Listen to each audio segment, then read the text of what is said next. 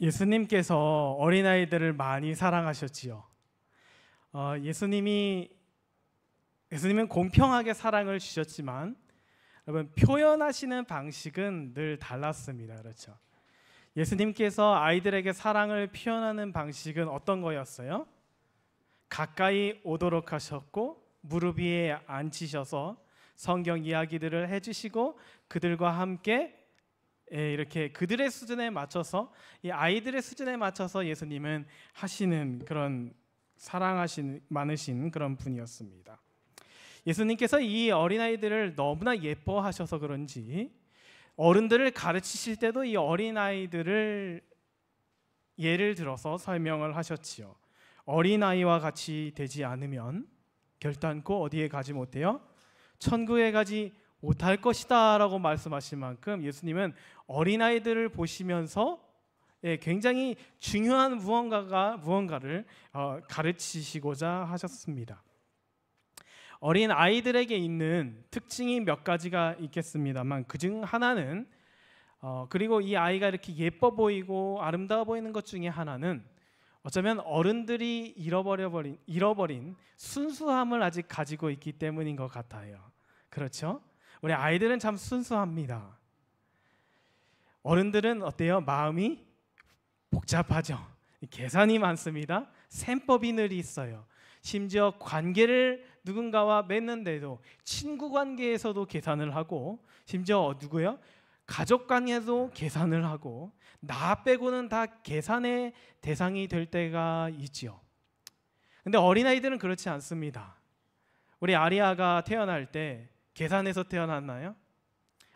이 땅의 수많은 부모 중에서 우리 아빠, 우리 엄마 여기서 태어나면 좀 괜찮겠다 그렇게 태어나지 않았습니다. 그렇죠? 탄생이라고 하는 것은 그렇게 순수함으로 시작되게 된 것이죠. 예수님께서는 이 아이들의 순수함을 보셨습니다. 그래서 우리도 그 아이들처럼 순수해지라고 말씀하셔요. 순수라는 것은 아무것도 섞이지 않은 것입니다. 어린아이처럼 되지 않으면 천국에 갈 수 없다라는 말을 예수님께서 팔복에서는 어떻게 이야기하셨냐면 마음이 청결한 자는 복이 있나니 어때요? 저희가 하나님을 볼 것이며 라고 이야기하셨어요. 그러니까 마음에 뭐가 자꾸 섞여 있는 사람은 하나님을 볼 수 없다라고 하는 것이죠. 그러면 어떠한 것이 순수한 믿음일까요? 여러분 이런 생각해 본 적이 있으십니까? 제가 우리 지난주부터 우리 아이들과 함께 이제 성경 공부를 시작했습니다. 저희가 사도행전을 함께 공부하는데요. 사도행전 1장에 보면 예수님께서 하늘로 올라가신 이야기가 나와요. 제가 이제 그 성경 공부를 준비하다가 갑자기 문득 이런 생각이 들었습니다. 예수님은 왜 하늘로 올라가셨을까? 여러분 그런 생각 해본 적 없으세요? 예수님이 만약에 이 땅에 계속 계셨다라고 한다면 예수님에 대해서 소개하기가 훨씬 더 쉽잖아요. 굳이 설명을 안 해도 됩니다. 여러분 보세요. 예수님 손, 증거, 예수님 그 자체가 증거시잖아요. 근데 예수님은 왜 진짜 그 어렵게 십자가를 다 끝내시고 이제 막 교회가 시작되려고 할 때 그때 제일 예수님이 있으면 효과가 좋을 때 예수님을 지금까지 봤던 사람들 3년 반 동안 예수님 이야기를 들었던 사람들 하지만 예수님 아직 믿고 있지 않는 사람들을 위해서 예수님이 봤냐? 나는 죽었다? 나는 살아났다? 이보다 완벽한 복음의 증거가 어디 있길래 너무나 효과가 좋을 것 같지 않으세요? 그 예수님이 만약에 지금까지 살아계시면 살아있는 뭐예요? 살아있는 신이잖아요. 누구에게 설득하기도 너무 좋잖아요. 아마 예수님이 지금까지 2000년 동안 살아계신다면 이 세상에 있는 대부분의 사람들은 다 기독교인이 되었을 것입니다. 이것보다 확실한 것이 없으니까요. 그런데 왜 예수님은 하늘로 올라가셨을까요? 다시 질문을 좀 바꿔보라면 왜 예수님은 자취를 감추셨을까요? 왜 예수님은 안 보이게 떠나셨을까요? 성경은 인류의 역사를 약 6,000년이라고 가르칩니다. 6,000년 인류 역사 속에서 하나님께서 모습으로 드러내신 시간은 딱 3년 반이에요. 물론 예수님이 33년을 사셨지만 나 앞에 30년은 사실 예수님이 그냥 평범한 한 사람으로서 그냥 목공소에서 일하시면서 살았지요. 그분께서 정말 메시아이심을 드러낸 시간, 그리고 그 메시아이심을 눈으로 볼 수 있는 시간은 3년 반밖에 되지 않았습니다.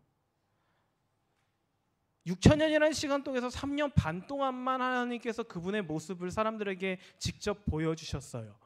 근데 그것도 되게 멋진 모습이 아니라 되게 초라한 모습이었다라는 것이죠. 왜 하나님께서는 그렇게 감추셨을까? 사도행전 7장에 보면 이런 말씀이 있습니다. 다윗이 하나님 앞에서 은혜를 받아 야곱의 집을 위하여 하나님의 처소를 준비케 하여 달라 하더니 솔로몬이 그를 위하여 집을 지었느니라. 그러나 지극히 높으신 이는 손으로 지은 곳에 계시지 아니하시다니. 기껏 성전을 다 짓고 하나님 여기 좀 계세요라고 했는데 하나님 계신데요? 하나님이 안 계신데요. 보여주기 싫으신 것입니다. 보여주기 원치 않으신 것이죠. 하나님은. 왜 하나님께서는 다른 사람들이 다 믿기 쉽게 그 모습을 드러내시면서 이 세상에 그 자신을 소개하시지 않았을까? 성경은 하나님이 보이지 않게 계실 수밖에 없다라고 이야기합니다. 여러분, 모세가 광야에서 하나님께 율법을 받기 위해 시내산에 잠깐 올라갔을 때 이스라엘 백성들이 밑에서 뭐 하고 있었어요? 금송아지 만들어 갖고 숭배하고 있었죠. 그것이 하나님이다라고 하면서 우상을 만들었습니다. 우상과 하나님의 가장 큰 차이는 무엇이냐면 보이느냐 보이지 않느냐예요. 이게 왜 중요하냐면 여러분, 우리가 보이는 증거들과 근거들을 가지고 내가 납득되어서 하나님을 믿는다라는 것은 우상 숭배와 별반 다를 것이 없다라는 것을 의미합니다. 그래서 예수님께서 그렇게 이야기하셨죠. 너희가 표적을 구하는도다. 자꾸 뭔가를 확인하고 나서 나를 믿으려고 하는도다 라고 예수님께서 말씀하셨죠. 하나님은 우상이 아니기 때문에 보이지 않습니다. 우상을 만드는 이유는 간단해요. 내가 믿는 그것을 보기 위함이기 때문이죠. 그래서 하나님은 우상을 만들지 말라고 하셨어요. 하나님은 그분을 믿기 되게 어렵게 만드셨습니다. 이상하지 않아요? 좀 쉽게 만들어서 모두가 믿게 하시면 얼마나 좋을까? 왜 안 보이셔서 자신을 꽁꽁 감추시고 보이지 않는 존재로서 계셔서 왜 사람들이 쉽게 믿지 못하도록 하셨을까? 그것은 하나님께서 믿지 못하게 함이 위함이 아니라 보지 않을 때 믿어야 그것이 진짜 믿음이기 때문에 그렇습니다. 하나님께서는 진짜 믿음을 분별하기 원하셔요. 여기에 모여있는 우리 모두도 마찬가지입니다. 예수님이 하늘로 올라가신 이유 중 하나는 그분을 보이지 않도록 하기 위함이에요. 지금까지 그들이 예수님을 따랐고 예수님을 믿었던 이유들은 하나 같습니다. 예수님이 먹이셨고 예수님이 5천 명을 먹이시고 예수님이 치료하셨고 예수님이 걷지 못한 사람을 걷게 하셨고 그들 눈에 보였기 때문이었어요. 그래서 따랐고 그래서 십자가에서 예수님을 버렸고 그래서 예수님은 다시 살아나셔서 나타나셨을 때 무엇하라고 하시냐면 다시 예수님이 그대로 보여주신다라면 그들은 예전의 상태로 똑같이 돌아갈 것을 아셨기 때문이죠. 그래서 예수님은 하늘로 가십니다. 하나의 시험이 될 수도 있고 하나의 검증 과정이 되는 것이죠. 그분이 보이지 않더라고 하더라도 하나님께서 무엇을 나를 위하여 뭔가 행하시지 않더라고 하더라도 그분을 믿을 수 있는가라는 질문을 우리에게 하기 위함인 것입니다. 예수님이 보이지 않으셔야 우리 믿음이 확인된다라는 것이에요. 그래서 믿음은 보이지 않을 때 그 진실함이 확인됩니다. 믿음은 순수해야 합니다. 순수는 불순한 것이 섞이지 않은 것을 의미하지요. 증거가 있어야 납득이 되어야 믿는 것은 진짜 믿음이 아닙니다. 근데 여러분, 우리가 신앙생활 하다 보면 믿음이 종종 흔들릴 때가 있어요. 그렇죠? 그 이유 중에 하나는 뭐냐면 우리가 경험하는 뭔가 하나님을 믿게 된 그런 계기들이 있을 것입니다. 그렇죠? 저는 그것을 동기라고 부르고 싶어요. 신앙을 시작하게 된 동기 혹은 하나님께 대하여 믿음을 갖게 된 그 동기를 우리는 동기에서 끝나는 것이 아니라 그것을 믿음을 유지하는 동력으로 자꾸 사용하기 때문이라는 거예요. 믿음을 갖게 하는 동기들은 여러 가지가 있습니다. 기도가 응답될 때, 극적인 어떤 경험을 체험하게 될 때, 아픈 분들은 건강이 회복되었을 때, 또 교회에 왔더니 굉장히 좋은 친구나 사람들을 만났을 때, 그렇게 믿음을 우리는 갖기 시작하게 되죠. 그런데 이런 것들은 다 동기에서 끝나야 합니다. 이것이 동력으로 가버리면 어떤 문제가 발생하냐면, 사람 때문에 교회를 다니기 시작하고 사람 때문에 교회를 계속 오면, 사람 때문에 하나님을 믿기 시작하면 사람 때문에 하나님을 떠나게 되어요. 사람 때문에 믿지 않게 됩니다. 아픈 사람이 건강이 회복돼서 예수님을 믿게 되었어요. 그런데 예수님을 믿는 이유가 여전히 건강 때문이라고 한다면, 건강을 다시 잃을 때 그는 믿음도 흔들리게 된다라고 하는 것입니다. 여러분, 이걸 꼭 기억하시기 바라요. 믿게 된 이유와 믿고 있는 이유가 같으면 결코 안 됩니다. 여러분, 믿게 된 이유가 있을 거예요. 하나님께서 여러분 삶에 뭔가 극적으로 개입하셨고 뭔가 이끄신 섭리가 있을 것입니다. 그런데 그것이 내가 지금 하나님을 믿고 있는 이유가 돼서는 안 된다라고 하는 것이죠. 여전히 거기에 매달려 있으면 안 된다라고 하는 것입니다. 믿음을 계속 유지하고 믿음으로 계속 나아가도록 할 수 있는 유일한 힘은 무엇이냐면, 흔들리지 않는 곳에 우리 믿음을 짓는 거예요. 예수님께서는 반석 위에 집을 짓는다라고 표현하셨습니다. 성경에 보면 풀은 마르고 꽃은 시든다라고 하셨지요. 세월은 지나고 상황은 변합니다. 근데 변치 않은 것이 있는데, 풀은 마르고 꽃은 시드나 우리 하나님의 말씀은 영원히 서리라라고 말씀하셨어요. 그래서 우리는 우리의 믿음을 거기에 기반해야 하는 것입니다. 언제까지나 푸르르지 않고 언제까지나 화사하지 않는 것이죠. 여러분, 하셨던 뜨거운 경험들은 식기 마련입니다. 타오르던 열정은 미지근해지기 마련이에요. 그런데 정말 많은 그리스도인들이 그거를 충전하려고 또 돌아갑니다. 그래서 그 충전소에 자주 들릴수록, 그 충전소가 많으면 많을수록 좋은 교회다, 그게 인식을 하고 살아요. 뭔가 충전받고 싶지요. 무언가 체험을 받고 싶습니다. 왜냐하면 방금 내가 뜨거웠던 그것이 시간이 지날수록 식기 때문이죠. 그래서 성경은 그런 것들이 우리의 믿음의 동력이 될 수 없다라고 이야기합니다. 우리 믿음의 절대 동력은 절대로 변하지 않는 딱 하나, 하나님의 말씀, 그리고 그 하나님의 말씀은 사랑이라고 이야기합니다. 여러분, 하나님의 사랑은 순수합니다. 그렇죠? 조건이 없어요. 사랑해 할 만해서 사랑하지 않는다라는 것입니다. 우리는 아무것도 하지 않았어요. 우리 아리아가 여기 있는데, 우리 아리아가 이 세상에 태어나기 위해서 아무것도 안 했습니다. 그렇지요? 아리아는 아무것도 안 했어요. 할머니, 할아버지랑 엄마랑 아빠는 막 이러는데 아리아는 아무것도 하지 않았습니다. 왜냐하면 그것은 사랑이기 때문이에요. 아리아는 지금도 가게에 일도 보탬이 되지 않습니다. 차라리 가게를 축내고 있다 하긴 게 옳겠지요. 근데 그거랑 엄마 아빠가 사랑하는 거는 아무 상관이 없다라고 하는 거예요. 이것이 하나님의 사랑입니다. 여러분, 우리가 무엇을 축내든 우리가 어떤 존재이든 상관없이 하나님은 우리를 사랑하셨다라는 것, 거기에 사랑의 순수함이 녹아져 있는 것이죠. 그걸 가리켜 순수한 사랑이라고 이야기합니다. 그리고 그 사랑 위에 믿음을 세워야 믿음이 흔들리지 않게 된다라고 말씀하시는 거예요. 하나님이 나를 조건 없이 사랑해 준 것처럼 나도 하나님을 조건 없이 사랑해야 한다는 것입니다. 우리는 연약한 존재입니다. 그래서 하나님께 뭔가를 구하고 뭔가 찾고 도움을 구할 수밖에 없죠. 하나님은 그걸 기뻐하십니다. 그런데 여러분, 그것은 하나님을 믿게 되는 동기이지 그게 우리의 믿음을 유지시켜주는 동력은 아니라고 하는 거예요. 여러분, 하나님을 믿게 된 동기는 여러 가지일 수 있지만 하나님을 우리가 지금 믿고 있는 이유는 하나님의 사랑 말고는 없어야 합니다. 로마서에 보면 아브라함의 믿음에 대해서 이야기해요. 하나님께서 아브라함을 믿음의 조상으로 세우실 때 그냥 머리채 잡고 막 끌고 나오신 것이 아닙니다.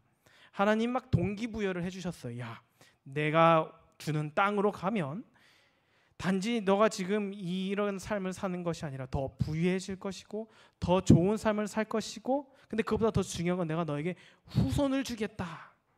그래서 아브라함이 어떻게 할까 하다가 하나님을 믿기로 선택합니다. 그렇죠?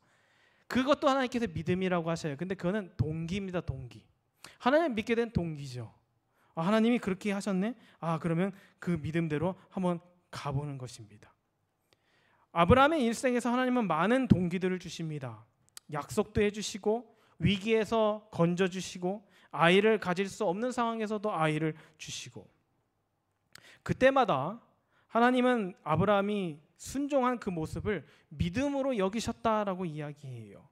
근데 중요한 표현이 있습니다. 뭐냐면 아브라함을 가리켜서 너가 가진 그것은 믿음이다라고 하시지 않아요. 믿음으로 여긴다라고 해요. 여긴다. 그러니까 믿음으로 쳐줄게라는 말이에요. 믿음이다라는 것이 아니라 그냥 믿음으로 봐주신 것이죠. 이 과정에 흔들림이 있습니다.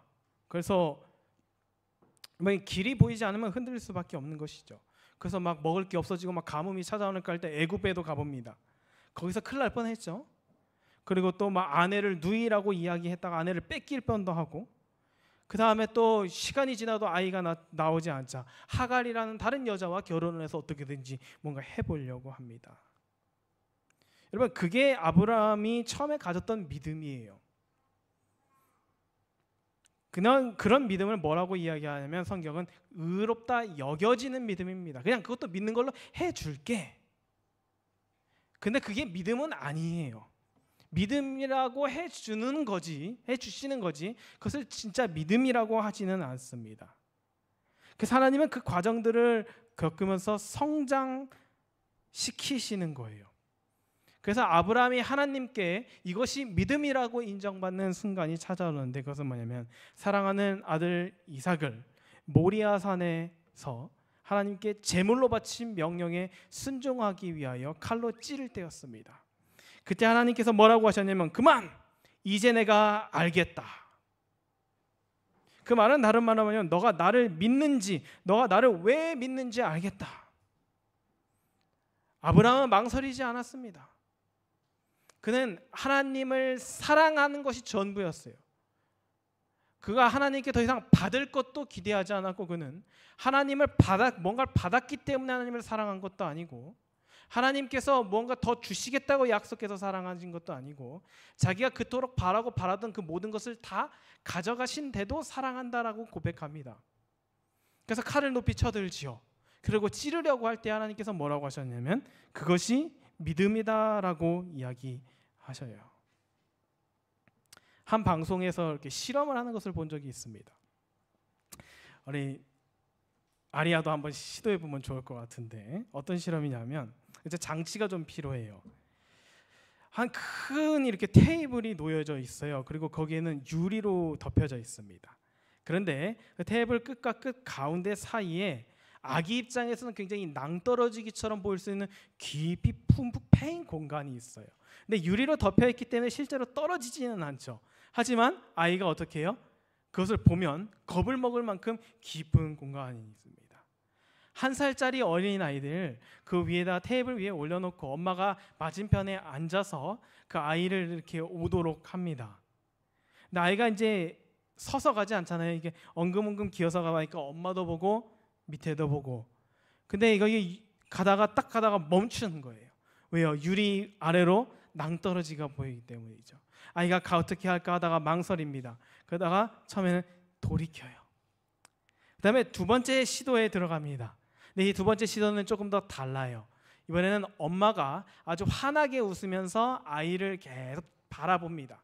그랬더니 아이가 엄마 얼굴을 봐요. 그러더니 유리 위를 그냥 엉금엉금 기어서 결국 엄마에게 가게 되는 그런 실험이 있었습니다. 여러분, 우리가 이 장면을 보면서 그 누구도 이 아이가 바보여서 방금 자기가 본 그 위험한 순간을 잊어버렸기 때문에 지나갈 수 있었다고 이야기하지 않습니다. 아이는 사실 그것이 유리인지 아닌지도 몰라요.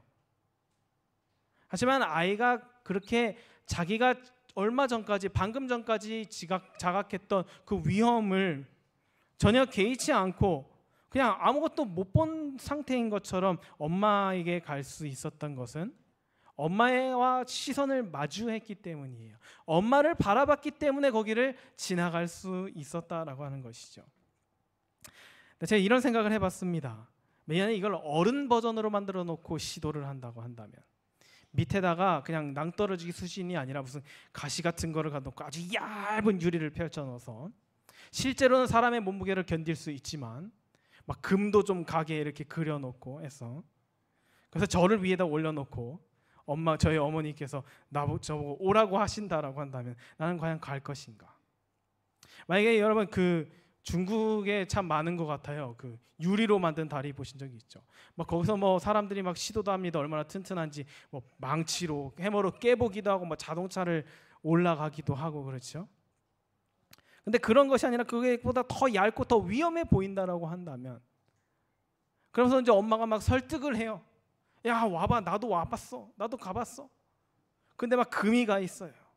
만약에 그렇다고 한다면 어른들은 갈 수 없습니다. 왜냐하면 어른들은 생각이 많아요. 속으로 이야기하겠죠. 엄마! 나는 엄마는 믿지만 저 유리는 못 믿겠어. 엄마를 믿는 거랑 저거를 믿는 거는 별개라고 생각하기 때문이에요. 그렇죠. 하지만 하나는 성경은 그렇게 이야기하지 않습니다. 우리가 흔들릴 때 우리의 믿음이 흔들리고 우리의 믿음이 우리를 망설이게 만들 때 우리는 그 아이처럼 하나님께 시선을 맞추어야 한다라는 것이죠. 여러분 우리는 기도할 때 늘 이렇게 기도합니다. 앞길이 잘 안 보이면 하나님 길을 좀 보여주세요. 하나님 어디로 가야 합니까? 좀 알려주세요. 우리는 직접 보기를 원합니다. 근데 하나님께서는 그때 뭐라고 이야기하시냐면 그때마다 하나님은 자꾸 길을 보려고 하지 말고 길을 알고 있는 나를 바라라고 이야기하세요. 우리는 더 잘 보기 위하여 더 좋은 시력을 갖기 원합니다. 더 내 미래가 선명했으면 좋겠고 더 내 미래가 더 깔끔하게 잘 그려졌으면 좋겠어요. 그런데 그렇게 되지 않습니다. 우리가 더 잘 보기 위하여 더 좋은 시력을 하나님께 바랄 때 하나님께서는 우리가 그분에게서부터 떼지 않는 시선을 요구하신다라고 하는 거예요. 길을 보지 말고 나를 봐라. 여러분 아이가 엄마에게 아무렇지 않게 갈 수 있었던 것은 그 아이가 똑똑하지 않기 때문에 그런 것도 아니고 아이가 비범하게 용기가 많아서 그런 것도 아닙니다. 아이가 그것을 갈 수 있었던 것은 어머니를 바라보았기 때문인 거예요. 이것이 순수한 믿음의 모습입니다. 순수한 믿음이란 시력이 좋은 게 아니라 시선이 좋은 거예요. 내 길을 얼마나 많이 내다보고 미래를 얼마나 잘 이해하는 것이 좋은 믿음을 가지는 것이 아니라 그 어떤 일이 일어날지 아무것도 알 수 없는 상태에서도 그 모든 것을 아시는 하나님께 우리의 시선을 고정시키는 것이 진짜 좋은 믿음이라고 하는 것입니다.